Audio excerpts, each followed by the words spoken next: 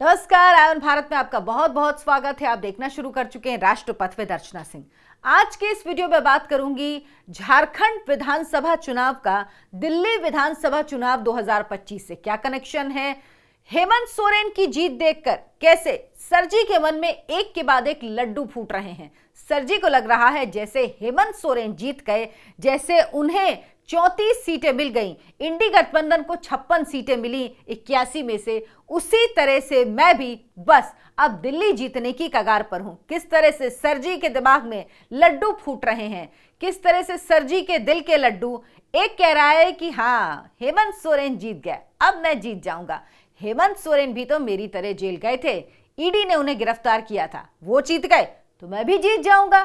लेकिन कहानी बिल्कुल उलट है। कहानी क्या है विस्तार से आपको इस वीडियो में बताऊंगी, लेकिन उससे पहले आपसे गुजारिश है आप आयोन भारत को सब्सक्राइब जरूर कर लीजिए। और क्या वाकई आपको लगता है हेमंत सोरेन जिस तरह से जीते वही जीत दिल्ली में अरविंद केजरीवाल को हासिल हो सकती है या नहीं? आप कमेंट करके बताएं। आप कमेंट करना शुरू कर दें, आखिर तक इस वीडियो के आपको पता लग जाएगा कि वाकई दोनों में कोई समानता है या नहीं, या सरजी के ये लड्डू यूं ही फूट फूट के चकनाचूर हो जाएंगे, उनका कुछ होना नहीं है। दरअसल झारखंड विधानसभा चुनाव के नतीजे आए। 81 सीटों में जेएमएम जो हेमंत सोरेन की पार्टी है उसे 34 सीटें मिली।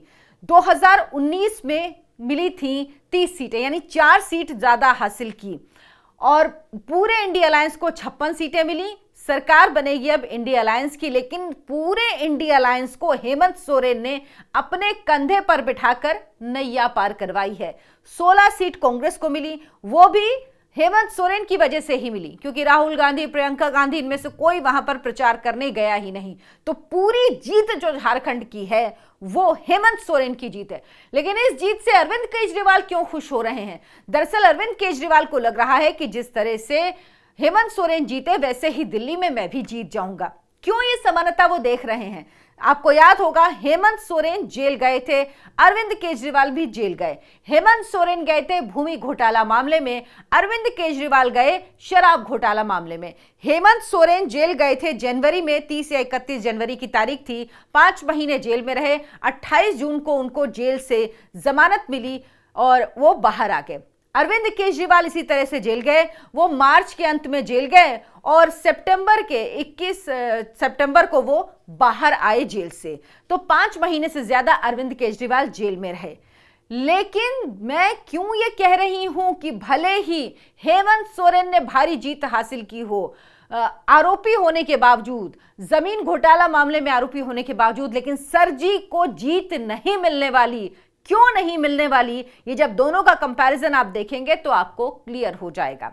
दरअसल जब हेमंत सोरेन से ईडी ने पूछताछ की, तकरीबन 7 घंटे तक पूछताछ की थी 31 जनवरी 2024 को, उसके बाद गिरफ्तार कर लिया।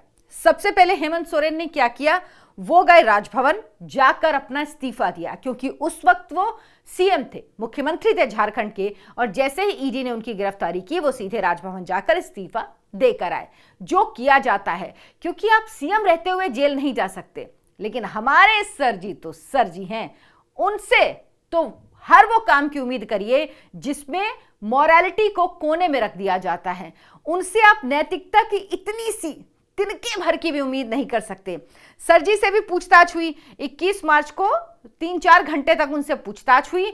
उसके बाद उनको गिरफ्तार कर लिया गया, लेकिन सरजी ने इस्तीफा कतई नहीं दिया और वो 5 महीने से ज्यादा, 5 महीने तकरीबन 24 दिन वो जेल में रहे और उन्होंने जेल से ही सरकार चलाने का ऐलान कर दिया। इसके पहले ऐसा कभी नहीं हुआ था। सबने कहा कि अरविंद केजरीवाल को इस्तीफा देना चाहिए। उदाहरण सामने आया तो उसके पहले ही गिरफ्तारी हुई थी किसकी? हेमंत सोरेन की। लेकिन सरजी कहां मानने वाले? सरजी ने नहीं माना इस बात को। उसके बाद लोकसभा चुनाव का वक्त आया। आपको याद होगा लोकसभा चुनाव के समय में कोर्ट ने स्पेशल कंसीडरेशन दिया था अरविंद केजरीवाल को और उन्हें चुनाव प्रचार के लिए स्पेशल अंतरिम जमानत दी थी, जो इससे पहले भी किसी को नहीं मिला। यह भी अपने आप में एक रिकॉर्ड है कि किसी अपराधी को इसलिए, माफ कीजिएगा, आरोपी को इसलिए जमानत दी जाए ताकि वो चुनाव में प्रचार कर सके। पहली बार अरविंद केजरीवाल को यह छूट दी गई, बाहर आए, उन्होंने जोर शोर से प्रचार किया। लोकसभा चुनाव में और एक ही रट लगाए रखी कि भाई मुझे तो फंसाया गया है, मैं गलती से जेल में डाला गया हूं, आप लोग किसी तरह से मुझे बाहर निकाल लीजिए तो मैं बच जाऊंगा, अगर मुझे वोट देंगे, मुझे सीटें जिता देंगे तो मैं बाहर आ जाऊंगा। लेकिन नतीजा क्या हुआ? 0, डबल जीरो। एक सीट लोकसभा के चुनाव में नहीं मिली, जबकि कांग्रेस पार्टी और आम आदमी पार्टी ने साथ मिलकर चुनाव लड़ा। दिल्ली में, पंजाब में अलग अलग चुनाव लड़ा। दिल्ली में 4 सीटों पर आम आदमी पार्टी और कांग्रेस 3 पर, लेकिन नतीजा 0 रहा। उधर इस आधार पर जब अरविंद केजरीवाल को जमानत मिल गई तो इसी आधार पर हेमंत सोरेन की तरफ से भी कोर्ट में याचिका दायर की गई कि उन्हें भी उनके पार्टी के प्रमुख होने के नाते चुनाव प्रचार की इजाजत मिलनी चाहिए लोकसभा चुनाव में।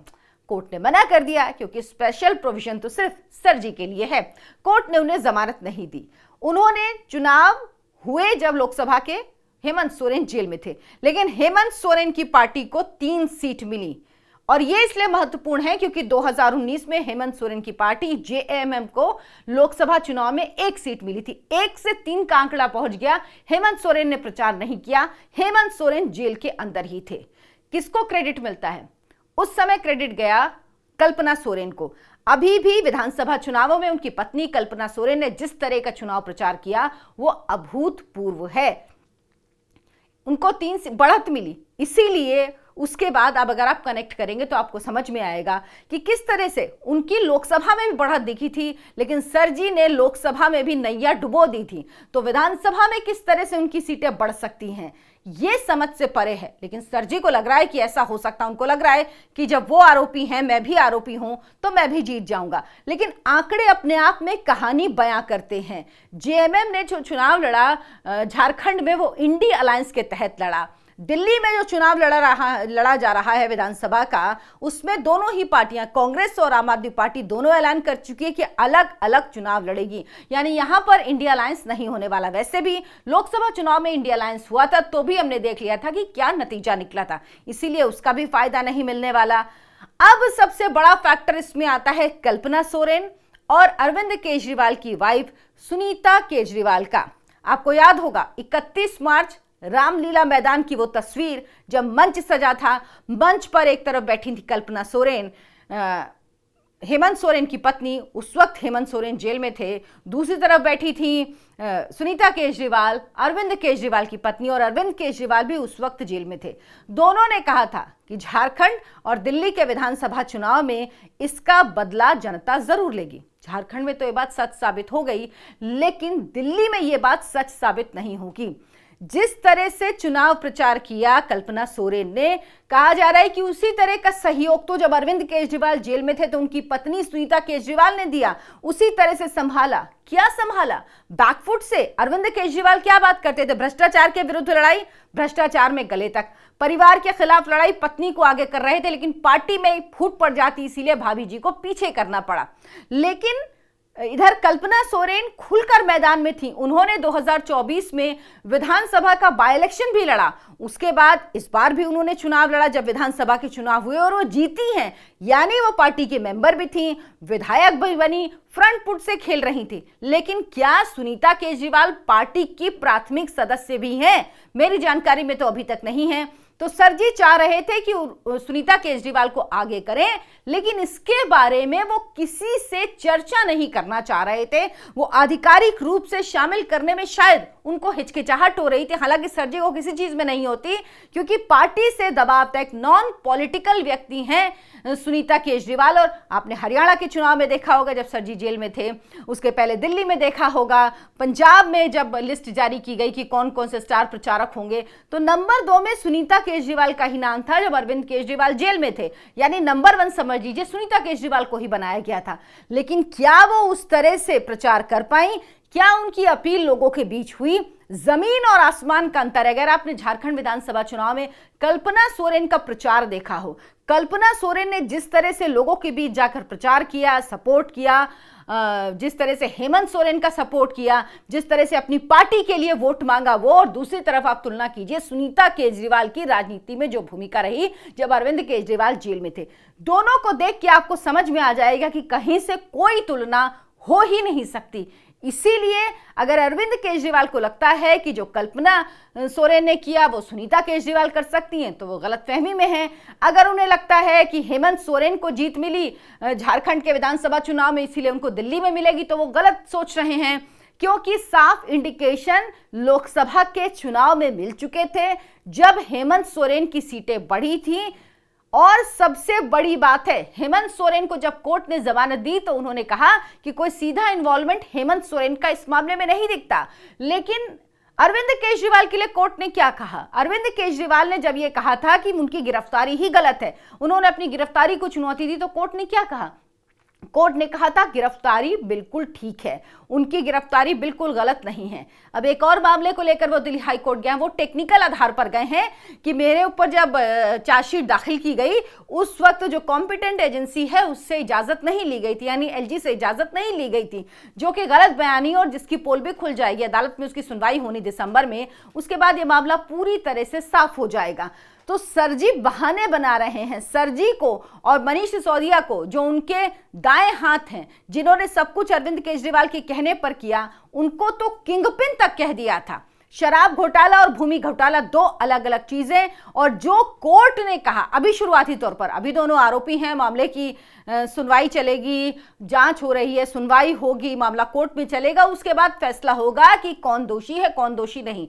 लेकिन अभी अगर आप जो चीजें हैं, जो सामने हैं, जो तथ्य हैं, जो गवाह हैं दोनों ही मामलों में, तो अरविंद केजरीवाल का केस एकदम ट्रांसपेरेंट है, ओपन शट केस है, जिसमें साफ दिख रहा है कि अरविंद केजरीवाल का पूरी तरह इन्वॉल्वमेंट है और उनका जेल जाना भी तय है। इसीलिए अगर अरविंद केजरीवाल को लगता है कि जो हेमंत सोरेन को जीत हासिल हुई वैसी ही जीत उनको हासिल होगी, तो वो गलतफहमी में जी रहे हैं। इसकी तस्वीर उनको अगर वो देखना चाहें तो उनको इसकी तस्वीर 2024 के लोकसभा चुनाव में भी दिख गई थी। हेमंत सोरेन ने जैसे ही गिरफ्तारी हुई वैसे इस्तीफा दे दिया था, और सरजी ने जेल से जमानत मिलने के बाद, जब कोर्ट ने जमानत दे दी उसके बाद 48 घंटे बाद अपने पद को छोड़ा। यह बहुत बड़ा फर्क है। लोगों ने देखा कि हेमंत सोरेन ने तुरंत पद छोड़ दिया, सरजी 5.5 महीने से ज्यादा वक्त तक जेल में रहे, वहीं से कहते रहे मैं सरकार चलाऊंगा, इस्तीफा नहीं दिया। इस्तीफा तब दिया जब उन्हें लगा कि अब वो दिल्ली विधानसभा चुनाव में जाएंगे तो वो जनता के सामने क्या बोलेंगे, कि उन्हें पद की इतनी लालच है। पद उन्होंने नहीं छोड़ा, वो जेल होके आ गए, इसलिए सिर्फ इमेज बिल्डिंग के लिए उन्होंने, अपनी इमेज मेकओवर करने के लिए उन्होंने पद छोड़ा, शीश महल छोड़ा। उन्होंने दिखाने की कोशिश की कि वो बहुत बड़े शहीद हैं, और उन्हें ये लगने लगा कि कहीं ना कहीं जनता की हमदर्दी उनके साथ आ सकती है। यही काम अगर अरविंद केजरीवाल ने दिल्ली में मुख्यमंत्री का पद छोड़ दिया होता गिरफ्तारी के बाद, शायद तस्वीर कुछ और होती। सोचिए, जब वो लोकसभा चुनाव में जेल से बाहर आए थे, चिल्ला चिल्ला के कहते रहे कि जेल का बदला वोट से, आप वोट दीजिए मुझे जेल नहीं जाना पड़े। जनता ने क्या कहा? सर जी आप जेल जाइए।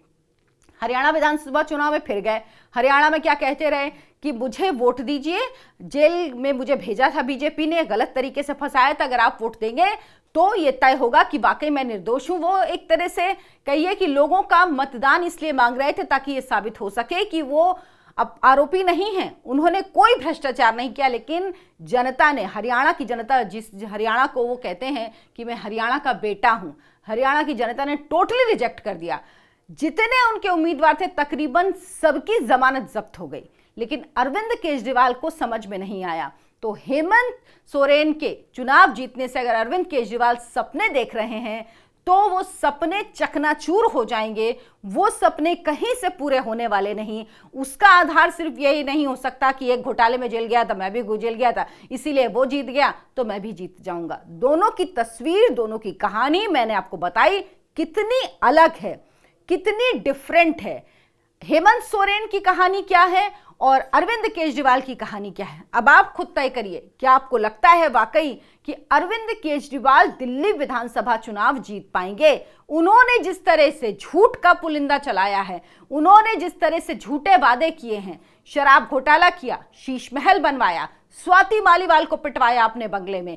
जी पिटवाना मैं इसलिए कह रही हूं क्योंकि वो उस वक्त वहां पर मौजूद थे शीश महल में जब विभा कुमार ने स्वाति मालीवाल के साथ मारपीट की। उसके बाद जिस तरह से उनके लोग उनको छोड़ के जा रहे हैं, क्या वाकई अरविंद केजरीवाल के लिए दिल्ली विधानसभा चुनाव जीतना इतना आसान होगा? बहुत मुश्किल है ये राह।